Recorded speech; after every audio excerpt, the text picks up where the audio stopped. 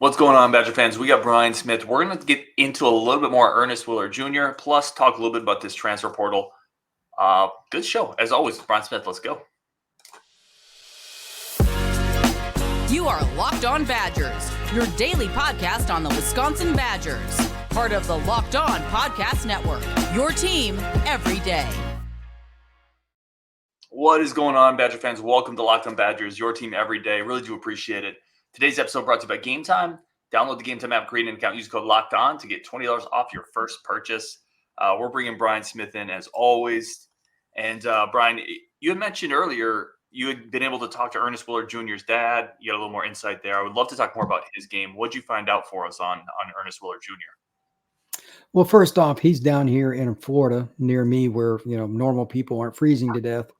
And we're at the Under Armour All-American game for the practices. And, you kind of size players up and all that. Willor right now is 250, 252. I confirmed that with his dad. And that's about what he looks, to be honest with you. He's one of those guys that stands out when he walks out on the field for a reason. And talking to his dad, he came up and introduced me. The reason he knew who I was this hat on this show, because he watches the show sometimes and he sees it. That's hilarious. But anyway, the long and short of it, and I asked him point blank, I'm like, why Wisconsin for a kid from Maryland or whatever? And he said, my kid's a little different. He looked at it from the perspective of at Wisconsin, they have the kind of coaches that got a track record.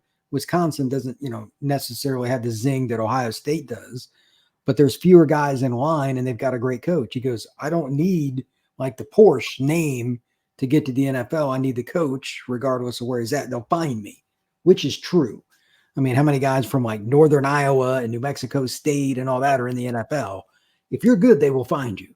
And Wisconsin's obviously much higher up than those programs anyway. And here was the key cog. He liked how Wisconsin explained, we're going to run 3-man, 4-man, move you around to do different things, prepare you the best we can for that next level. And then he explained that to his dad, and he's like, that actually makes sense. Most places, like Ohio State, they lose a guy, the next guy just steps up. It's really one player, one spot, and that's it. It's changing a little in college football, but the scheme that Fickell brought from Cincinnati is very multiple. It is a ton of looks. It takes a while to learn. It's not really freshman friendly, but you can give them specific tasks, and then as they grow, they expand. And Willor is a true stand-up edge at 250, but he can put his hand in the dirt and in certain circumstances move him inside, and he's cool with that as long as it helps him build his resume for the NFL. And that's what they're selling to him. We're going to do the things that other schools that usually beat us in the Big Ten are doing with more flexibility and a shorter depth chart. Winner, winner, chicken dinner for the Wisconsin Badgers. You mentioned you saw him. He looks the part. Anything else you're able to pick up? Did you see any reps with him or anything else you're able to kind of pick up in that area? He's just really strong. Like he was roughly this size about a year or so ago when I first met him, year and a half ago, I guess it would be now, but he's changed his body some. And I just think he's a kid that is going to be a little more physically ready than I had originally anticipated. It's still moving into the Big Ten. Okay, going up against whoever it is that's like Iowa's left tackle will not be fun. But that's just part of the competition you have to get used to. But at least 6 of the teams they're going to play next year, he can play 20 snaps and he'd be fine. A freshman, any D lineman freshman playing more than 20 snaps is a rare kind of deal. So when we throw that out there, it was a bunch of special teams, but I think he can play first and 10 reps, which is really unusual for defensive lineman edge guys. He can at least take some of those reps because he's just more physically stout, like in the chest, the way he can like hold off somebody. He's not Dylan Stewart or like Winery. When he walked out onto the field, I thought that somebody had stolen an Under Armour uniform from the Philadelphia Eagles or something. Right. He was 6'5", 255, and there was a few plays like he dropped into coverage. I'm like, is that Lawrence Taylor? It looked ridiculous. But Willor is not quite as tall as a few of those guys, but his athleticism and his just astute knowledge of the game, he really likes football, makes him an easy candidate to play early. I think he could have played early at Ohio State. Now, exactly how they're going to use him in Fickell's scheme, I have no idea because, again, it is multiple. That being stated, They're going to figure it out. They don't have many guys like him. He might be the most important recruit in the class. You could at least make the argument, because if you have edge rushers in Fickell's scheme, all hell breaks loose with their blitz package. They do as good as anybody in the country with linebackers, at least when they were at Cincinnati, at getting guys free and causing the quarterback to have to move his feet. Once that happens, that's where the turnovers take place. So, and with him, he's a pure pass rusher that can bend and get around the edge, and you can rush 4 and get home. When you can drop 7 and get pressure, it's bad news for the offense. You know, I really want to talk a little bit more about playing early. What do you think his biggest roadblock there is? But I want to specifically ask this because you mentioned pass rushers. We just came off a game against LSU where they threw the ball 45 times. We had Wisconsin. I say we, but Wisconsin had 0 sacks. I don't know if we hit the quarterback. Oh my God, that's terrible. It's not like Jaden Daniels back there. It wasn't a mobile guy running around, like, you know. So can he rush the passer day one? Like, I think you said he could play. He could be in the rotation. He can provide depth. Can he be an effective pass rusher, you think, out of the gate? Yeah, because in that scenario, here's the difference. When you're a 1st and 10 starter, it's really hard to be a pass rusher. The goal for any offensive line is to make, this is going to sound goofy, is to make the defensive lineman breathe heavy. Like if they're ready to roll on 3rd and 6, it ain't going to end well. They must be physically tired, hands on hips. End of story. Teams with depth, that's why everybody recruits a gazillion D linemen that are any good, because there's just no way around it. You're going to expend far more energy on defense than you're on offense. So like LSU has 2 NFL offensive tackles. I mean, that probably wasn't going to go well for Wisconsin regardless, but were they scared by Wisconsin? No. Were they chipping? No. Did they have to do anything outside their scheme? No. Not really. They won that game with recruiting. What have I been saying since I met you? Recruiting is 80% of the outcome. Yeah. It just is. LSU has better players. You know, I think Fickell is a tremendous coach, but he doesn't have what he wants on defense, especially to run his packages. And Willor is kind of a fit for that. So if he comes in and he only has to run 15 to 25 snaps a game, and it's in short bursts, no full series, if he's having to play like the number 2 guy right out the gate, it's not a good sign for Wisconsin next year. And I don't know if that will be the case. Portal, all that. You want freshmen as like your extra guy, 3rd string. They may not be able to do that. He could be a 300+ snap guy. That gets a little dicey on the last 3 to 5 games. Kids usually hit a wall. But especially against the directional schools, maybe somebody like Northwestern who's not as athletically inclined, he may have a 2.5 sack game. He's capable because, again, he's a little more stout. If they do run a draw, if they do run power, he's not going to get just bull rushed or bum rushed and crushed. He's a little bit stronger than most kids his age, and that gives him a chance. He's more well-rounded. What's the biggest? Is it his body, his technique, or you mentioned Fickell's system can be a bit of a learning curve for freshmen? Which of those 3 things do you think is the biggest impediment to him next year? Number 3, the one you just mentioned. There's no shortcut. You know, it's like, look at it this way. When I was growing up, Florida State ran a very basic defense. They blitzed a little bit. They played super wide with their defensive ends because they were faster than you and said, screw you, we're coming around the end. You can't stop us. And they were right. They had 10 of them. They just out-recruited everybody. Fickell's is different. They'll have some of those guys, but they run 3-man line. They run 3-3-5. They'll run 4-2-5. They'll do all kinds of stuff. They don't do algebra. They do calculus. Freshmen, that's rough. So can you find something that they're going to do maybe specifically within one of those packages where it's his deal? That would be my guess, because he needs to learn how to do one thing really, really, really well instead of like a bunch of things just kind of, because then he's not effective. And I'm sure Fickell knows that. I'm not spinning the wheel in a new direction here. If he can do that, then you build on it. But strong, athletic, wants to bend and get around the edge, but he'll bull rush a guy. He enjoys the game and all those aspects. He'll learn. But again, he's not going to know the full playbook like a lot of other guys do. It's just time. There's just no substitute for it. That's good stuff.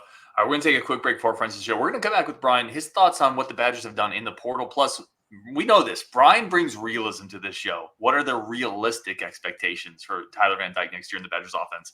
We're going to talk about that next coming up on Locked On Badgers. But first, a quick break for our friends of the show over at Game Time. Game Time is your number one source for everything you need to do in terms of getting tickets to anything. I've talked about it: theater, athletic events, concerts, whatever it is, shows.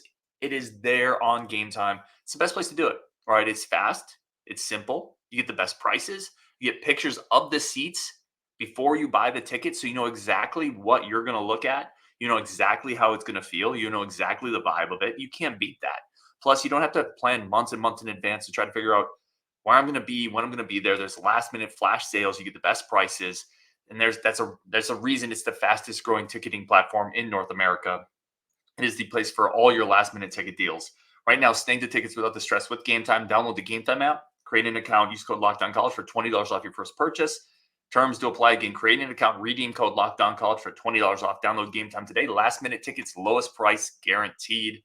All right, let's bring Brian back in. Let's talk transfer portal. Let's talk Tyler Van Dyke. Let's talk. Listen, Brian, we're a little.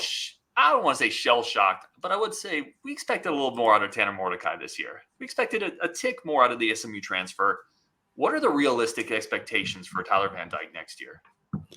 How many receivers are you going to have, brother? That's the question. I don't like giving projections on my meal unless I've got all the ingredients. Mm-hmm. They need more talent from the portal before you can really do that. But I think the bottom end is like 2,500 yards, 20 touchdowns. There'll still be a run-first team. He's not a mobile quarterback per se, but he can run. And he's an experienced guy because he'll be a fifth-year senior. I would imagine that he'll throw the ball quite a bit. But if they are playing a run-first offense, they also keep that defense off the field until they get all the pieces they want. I think he'll slow down some of the interceptions. He gets a little bit confused once in a while, tries to force the ball down the field.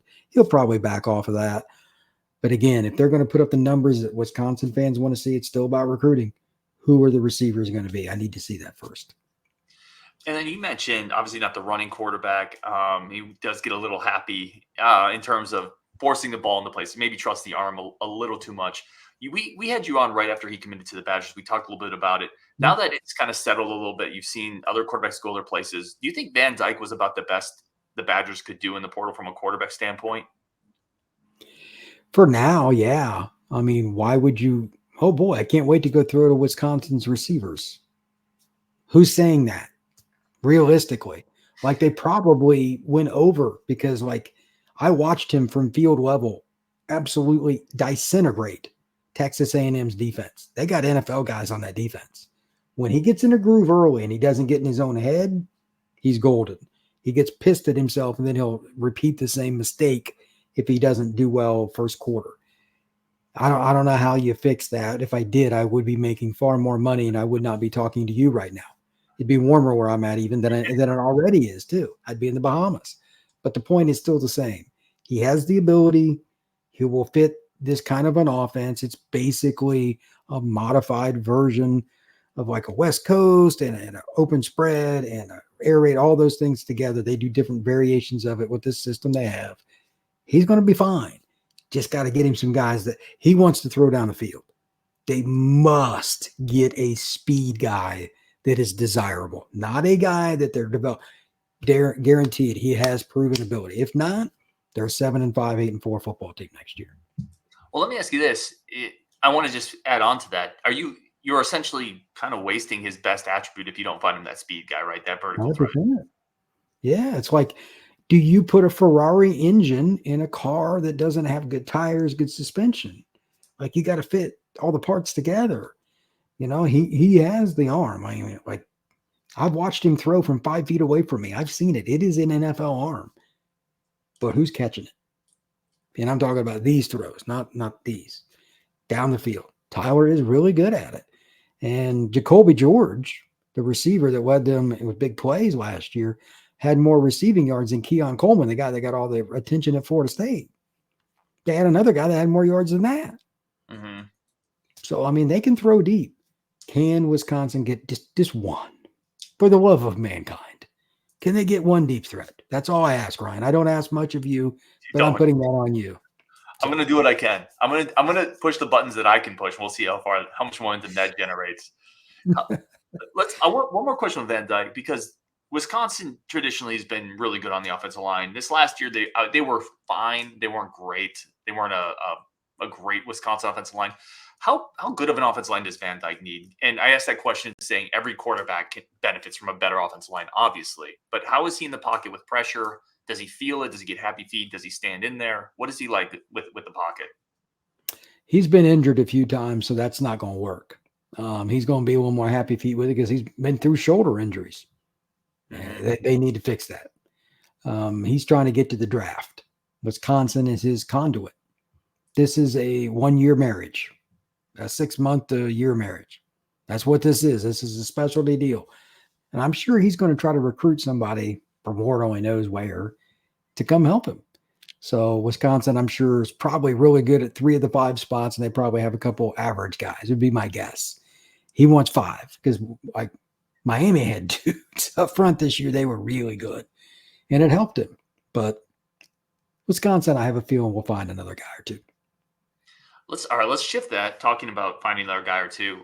What are some early thoughts, and we'll kind of start the segment here, get into it in the next one as well, with how Wisconsin has done in the portal this year, landing several linebackers, the tight end, a receiver, not that deep vertical guy you're talking about. Obviously got Van Dyke, Oklahoma running back, Tyree Walker. What are your thoughts here? It sounds like to me they're doing their own evaluations. It reminds me a little bit of what Florida State does. They took this guy named Jared Verse from Albany, and everybody's like, who's that? It kind of worked out. You know what I mean? Like, you have to do your own evaluations because sometimes guys just slip through the cracks. Jared Verse was from Dayton, Ohio. Not only did he not have an Ohio State, he didn't have a Division I offer. Sometimes, it just is what it is. Kid develops late, goes off to college, and then gets better. All of a sudden, he's in the portal. Wisconsin needs to find those guys. They're not going to get the same kid that Georgia wants or Texas wants out of high school. Find a Division II kid, find a FCS kid. That's fine. They have the coaches that have done things like that, because when Fickell got to Cincinnati, it was not good. And they ended up being they were in the Final Four. So I think that he understands that. I'm not real worried about it. The fact that he's taken multiple linebackers quickly tells me that he thought that he needed something different for his scheme. We kind of expected that. I mean, they were a couple of years ago were a true 3-4. It's as far away from what Fickell wants to do as possible, because he wants all this speed at linebacker. He had a 255-pound linebacker in Wisconsin, whatever, playing in the middle. That those days are over. That ain't gonna happen under Fickell. So he's finding guys that fit what he wants to do. They've done it before. Just give him time. This year is the bonus year. Whatever you get out of this year is fine. Starting in year 3, you'll see this defense roll. Give me your thoughts on, we talked about this a little before the show. You and I have talked on several shows about the 3 freshman running backs coming in, right? Dylan Jones, Darian Dupree, Gideon Atuka. The Badgers also add Oklahoma transfer running back Tyree Walker, 500 plus yards last year, over 5 yards per carry. He's certainly not coming here to sit on the bench. What kind of message does that send to the younger players? Is this just, this is just the era of college football we live in? It's both those things. Number one, you better come in here and work hard. If not, the transfer portal's right over there. We'll out recruit you, whether it's a portal player, a high school player, or both. There is no loyalty from the players. Coaches are the same way. Best player will come in here and play. I'm making a lot of money, and if I'm staying employed, I continue to make a lot of money. The best way to do that is recruit. That's it. You're going to lose guys no matter what. Here's an example. Inside linebacker for Georgia, borderline all SEC, just transferred. He was starting for Georgia. So there is no guarantees here. I mean, that one I was like, what? But anyway, that's just part of the nature of the beast now. So you're always looking. Punter, center, flanker, pass rusher, it doesn't matter. You're always looking. If somebody doesn't like it, that's okay. They can leave. Yeah. How much of a coach's job is managing egos now? Vice maybe 10 years ago. Oh, it's doubled conservatively. The problem is the thing that used to help you hurts you now. we've got a great locker room. Well, you have a great locker room until somebody admits that they're getting some NIL money. Nothing a coach can do about it because the guy next to him is like, I'm better than that guy, when they're not. They get pissed and they get in the portal. Mm-hmm. I mean, this is that's part of what's going on at Florida State, and had a bunch of guys leave. What's Norvell supposed to do about it? They had backups asking for big money, guys that didn't start.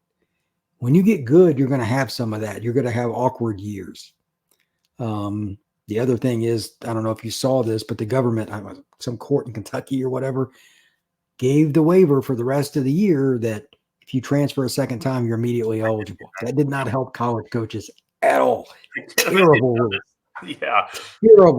Terrible rule. So I think that's going to be a problem. That has to go away. It's got to be one and done. That's it. Because otherwise, it's just year-to-year contracts. They don't even have that in baseball or football at the pro level. The hell is this? Nobody does year-to-year every single year. So there is no education with that, by the way. That's too much change. Yeah, there's no managing that roster. If people can leave if they want as many times as they want, it's impossible. We're going to take one more quick break, come back. I want to ask Brian a little bit, just very quickly, what is a reasonable expectation for next year? Like, should Badger fans, you mentioned it, year 2, year 3 is when we start to kick in. I want to talk to you a little bit about year 2 of Luke Fickell with a tougher schedule. We're going up next with that on Locked On Badgers, but first a quick break to say thank you to everybody tuning in. Really do appreciate it. As always, it's just awesome to have everybody watch the show, comment on it. Thank you so much. We get Brian on every week because we get a little smarter because of it. Let's keep this going. Brian, I want to talk to you a little bit about, and I've given you props on this before. You nailed the record prediction this year. You said 7-5. You said new coach, I love him, but 7-5. Is this a multiple year rebuild? Like, Badger fans are already kind of impatient. What does year 2 of Luke Fickell need to look like? In my opinion, what will it, or what do they want? Because those two are nowhere near the same. Will it? I want your opinion. Yeah, because they're probably not similarly aligned here. Unless they get somebody out wide at receiver, it's going to be a repeat pretty much, but they'll be better. The schedule's just harder. Mm-hmm. Like, Alabama's going to come in and bludgeon you. Mm-hmm. I mean, that game is going to be an obliteration. They need to see that game to see what I'm talking about with Southern recruiting. It won't be friendly. Don't spend much money on those tickets. Don't do it. Don't do it. Remember, I said this. It's early in the season. Early season optimism will be in full force. You know this. I'll give you 15 right now. Yeah. Yeah. I mean, it might be higher. They're going to be pissed off. So good luck. But is Oregon on the schedule? Yes. Oregon, and then they also play. They go to USC. I'm trying to remember if Oregon is next year or the year after. They've got 4 tough games next year. Hold on one sec. But the point is, it's a much tougher schedule. And you still got those teams that traditionally can give you trouble once in a while. Iowa, you still got those level of teams as well. There's 5 or 6 losable games on that schedule next year. I think it's 7-5, 8-4 again, and it's not indicative of how good they are. They'll be better next year. But at the same time, unless they get an extra speed player, unless they get somebody that's a special pass rusher in the portal, they're still just Wisconsin light. They don't have the dominant O-line anymore. They don't have an NFL running back right now that's just like a dominant guy, like the one that's in Indianapolis. Where's this stud at, though? At least cement that. And then you're playing a tougher schedule. It's 7-5, 8-4. I would lean more towards 7-5. Yeah, here you go. So they get Bama, which we talked about. They go to USC. They get Oregon at home. They play Penn State. And then they still got, like I said, they're still going to play in Iowa. They're still going to play a Nebraska that Matt Rule's getting better. They're still going to play. Like, you can lose those games too. I mean, they could go 8-4 and it wouldn't shock me because he's a good coach. Mm-hmm. They don't have the personnel to run what he wants to run yet. There's just, it's recruiting. They need 4 years in a row of recruiting. I know Wisconsin fans are jumping off ledges. Yeah, they don't There's want no to shortcut here. But the portal, the way they recruit in the portal, because they're not an NIL school, it's not going to be very fast. Either you're paying a lot in the portal or you're an elite recruiting school. Wisconsin right now is neither. Why would I think they're going to get to even 9-3, let alone 10, 11 win seasons. Not against that schedule. Let me ask you this with Oregon and USC. So Oregon obviously they've been recruiting really well. They've been in the portal. What are your thoughts on how tough the USC game potentially is, though? I know it's super early, but USC, I feel like, might get a little overhyped in some of this when we start talking about potentially. This was not a great USC team this year. Defensively, they were pretty bad at times. Mm-hmm. Here's the difference. They finally made a good move. They fired their defensive coordinator. He was horrendous. They went across town and stole the defensive coordinator from UCLA, who was really good, and they'll be much better for it. They got lucky. The guy that was behind Caleb Williams went in the bowl game, kicked butt, and they're going to go with him. He was highly recruited. Mm-hmm. Of course, he's an SC quarterback and not a shocker. Yeah, I know you're blown away by that, Badger fan. You saw him. I bet you they got some receivers too, right? About 7 of them. Yeah. So I don't like that matchup for Wisconsin's corners. Going to throw that out there. They need a lot of help in the trenches, though. That game is the ultimate we're better outside, you're better inside game of the year. Does Wisconsin's quarterback play decent, and do they not turn the ball over? Because if it's any form of a track meet, you will be hearing that god-awful fight song over and over again. Yeah, it's a tough schedule, man. Like, there's no doubt about it. That's why a lot of Badger fans were upset with this year, even given the first year. Fickell, maybe we expected too much. When you basically play Ohio State and nobody else, I say nobody else loosely. Like, you played Washington State, you played Iowa, but you played one power team, one blue blood. You're not going to do that again, ever, with the way the Big Ten is shaped up. That was it. Every year going forward, you're going to have 2 to 3 guys on the schedule that are Ohio State or Oregon or Washington or Michigan. Gets harder, man. I mean, could Wisconsin go 6-6 next year if they had a couple key injuries? Sure.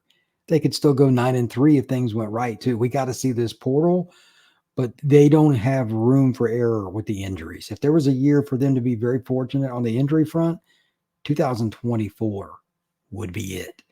If it goes the wrong direction, oh boy. Like Oregon and Alabama have droves of defensive linemen. Mm-hmm. So, how's that going to go against a not as good Wisconsin O-line as what they usually have? You know what I mean? Like, they need to have everybody healthy for those big games, and maybe you get lucky. They're not beating Bama, but they might get somebody. So we'll find out, but you're going to see a more cohesive team.